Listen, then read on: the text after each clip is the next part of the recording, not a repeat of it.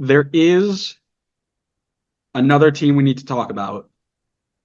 And what's unfortunate is that they are doomed for at least the next decade because their head coach is tainted and infected with the virus that is the Triple G system. And that's Nashville SC because BJ Callahan came to the rescue. He led the USMNT to a Gold Cup, and he will cakewalk MLS, said every non MLS fan ever. And then he cakewalked Nashville right into the spot on the couch in the waiting room for the 2025 season. He's going to look to implement his tactics properly in 2025, but let's chat about what went wrong for Nashville as a whole in 2024, leading to their exit. And I'll start with one that isn't Gary. Well, I gave it away. My transition Oh, ruined. boo. Cut it all. No, I don't want to do that much editing. The one that isn't BJ Callahan coded, as the kids say, and it's Gary Smith's stalled tactics. And we chatted about this during the episode we did on his dismissal, but Gary Smith took his team as far as he could in the 4 or 5 years that he was at the helm, and he just ran out of ideas, and other teams figured him out, and it was time to pass off this team to someone for a fresh start. His commitment to this side brought them great highs during his tenure, but his poor start to 2024 eventually cost them in the long run. Are you sure you're not reading off my notes now? Yeah, this is my show. So anytime we have the same, you're copying me. All right, well then I copied you on this one because I also have the pretty much the exact same thing. Stale tactics from Gary Smith. And I by no means do I mean that to be a dig at Gary Smith because I think he did a really good job overall with his time in Nashville, but he kind of got to a point where we've talked about this in the past where he kind of capped out on how far he was able to take this team, and it showed in the results. I mean, he was top 10 in the Supporter Shield every year, besides this year, of course, but only got past the first round of the playoffs once. And I think there's enough talent in this team that they should be capable of more in the playoffs, especially when you have a league MVP on your team. And one thing that I did note when I was writing this up is this section was kind of almost a word for word notes section for me for what I wrote up on Adrian Heath last year with Minnesota. I feel like Oh, it's a similar nice. situation. So it's like a guy who came in, steadied the course. This is what you were talking about, where you think that Greg can be for Chicago. Came in, steadied the course, got them to be consistently successful, but kind of capped out on how far they could take the team. They weren't a coach that was going to take them to the promised land, but they were a coach to steer them on the right direction. So we'll see what BJ can bring to the table. Gary Smith got them on the right direction, started to fall off the wrong direction. So now BJ comes in to try to fix things. Well, if we shared the same one, I'm sure we're gonna say share the same number two. The Hani Mukhtar regression arc. I mean, we love MLS fantasy. We love chatting about it and using it as the sole identifier for talent in this league. I don't think I ever once considered Hani Mukhtar for my fantasy team this season. Well, Like, that's not saying much because you're in like 15th in our league. So relax there, son. Um, let alone I mean, no captain or anything like that. And I know it sounds silly, but he was an automatic lock for like the past 3 years, right? Because of just how good he was. You knew he was good for at least 15 goals and a bunch of assists. I mean, he was Nashville's only scorer, right? This season, he was non existent. And we always talk about this, but what was Nashville without Hani Mukhtar? A guy who carried them so far for so long, and he was bound to get figured out eventually. This season, he did, and it meant that Nashville were the worst attack both in the conference and in the league with only 33 goals in 33 games to this point. They haven't played Decision Day yet. That's really bad. High level analysis, right? That's not good. One goal a game usually doesn't win you much. And you're not going to be very successful that way because for those of you who don't know, if you're new to this game, the object of the game is to put the round ball through the white kind of stick looking things, and then you win games if you do it more than the other team. it all makes sense now, dude. I've been putting the square ball into the white posts. See, Uh, that's your problem. Your football manager is the ball isn't round enough for you, right? It's just no. it's pixels. Yeah. Yeah. And the pixels are Players squares. doing So I got confused. players doing bicycle kicks from 55 yards out, and Not unrealistic. goalkeeper Zlatan's done swinging it. and missing. Also not unrealistic. Yeah, well, Yeah, so I have a very similar point. It's pretty much the exact same, but I'm gonna go through it anyway because there's a note in here that I want to hopefully get you triggered by. But yeah, this section was too much reliance on one player. So I mean, how many years have we been saying this about this team, relying too much on one player to score all of the goals for them? It's at least been 3 or 4 years now, which is insane considering it's still been the same problem for the last 3 or 4 years. And in fairness, it's not like they haven't tried, but the strikers, quite frankly, have been as useless as a white crayon. And once again, Hani carried the attacking load with 18 goal contributions.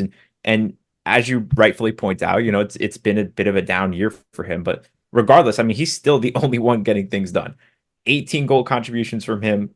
To call that a bad year is crazy. Like his bar is insanely high, but he's had a little bit of help from Surge, who's chipped in with 11 goals. But the next highest score after that is Alex Muil.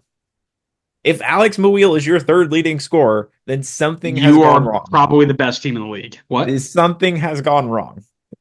In the past few seasons, Nashville's been able to get away with this, but mainly because they've had an impeccable defense. But this year, the defense was as leaky as my bathroom ceiling. So the team consistently struggled, considering they were still not scoring enough goals.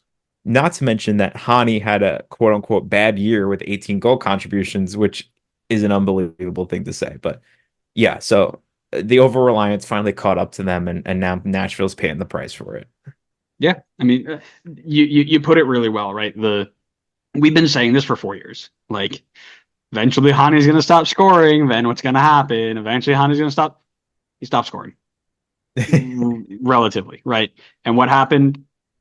Nothing happened because he was a different player this year in all of the wrong ways, which sucks because MLS is better when Hani Mukhtar is tearing up the field. It just is. But that's the nature of the game. You cannot, unless you are Lionel Messi, you cannot allow one player just to run the show for his entire career. My last point is something that, again, is a long term idea, loss of identity. We raved for years about Nashville's defensive setup, right? Take away the COVID year and you look at their defensive record since they entered the league: 33 goals conceded, 32 goals conceded, 41 goals conceded. A testament to an identity of being really tough to break down all the time. And that made up for their lack of non-Hani Mukhtar attacking option. If you didn't give up goals, then yeah, sure, Hani Mukhtar could score 80% of your goals or whatever the crazy number was, right? Because you were able to be defensively strong. This year, they could not hide their attacking issues behind a defense that leaked 52 goals, which wasn't the worst, right? But teams that gave up 52 goals also usually scored about 52 goals. It wasn't give up 52 and score 33. And when you don't have the balance there, you're going to get beat more times than you don't. Because as we mentioned, the object of the game not only is to put the ball in between the sticks, but it's to make sure the other team doesn't put the ball in between your sticks. And they didn't do that. That was somebody forgot to tell them the point of the game, and maybe next year they'll figure it out. Yeah, I mean, of course, if he's a disciple of Greg, then I mean, Nashville to the moon. I mean, number two next season behind Chicago and number one, right? Well, 3-2 with Red Bull at one, but we move. Let's lower our roll. All right, you've been too good this season. All your talent's about to get poached by Jurgen Klopp. We've been too good. We've got a non-play-in game away game finish that we're probably going to end up going to Columbus and getting walked. Most teams in the league that would happen to, so don't feel bad about that. All right, my last one here is bad return from the depth. So if you look at their transfer market page, they have a lot of players. It's certainly enough players to cover if somebody got injured, but what about the quality of what those backups brought? So Nashville seemed to be battling injuries with players throughout the season, whether that was Tyler Boyd, Sean Davis, Walker Zimmerman, and the replacements did not step up enough in their absence. For example, when Zimmerman was out from week 3 to week 9, the team conceded 15 goals. But when he came back from week 10 to week 24, they only conceded 16 goals. So clearly, when he was out, people were not able to step up in his absence. And I understand that they're not going to be at the quality of Zimmerman, but that's a 6 week period where they conceded about the same goals as they did in a 14-week period. Like that's a huge difference. Then Leal was also out pretty much all of this year, and Tyler Boyd missed a decent amount of time, meaning the door was wide open for Schaffelberg to take over, which, in my opinion, he just did not do, at least not for Nashville. So maybe BJ can get more out of these guys if they are into a situation where the depth pieces need to step in again. Otherwise, I think they should consider looking for new depth pieces heading into next year. Man, I want to tell you, Jacob Schaffelberg's nearing Shaqiri levels of club and country. Remember that graph? Like, Yeah. absolutely non-existent for Nashville. And then he walks into Canadian national team and is like the best player outside of Alphonso Davies. Like, Yeah, he's like the Canadian unbelievable Messi for scenes. them. Yeah. You know what it was? It started when we put him as our like what did we used to call him? Something of the week, where he was like the least good player of the week that we watched. Oh, the Yoshi Remember of the week. season one? Yo, yeah, that's right. Back in season one, it was like who is the worst player of the week, and it was like Jacob Schaffelberg on Toronto FC playing left back because Lewis Morgan torched him for like 3 goals in 35 minutes, and then he goes to Nashville and was like, oh wait, this guy's actually good if you play him in his position. What a shock. Uh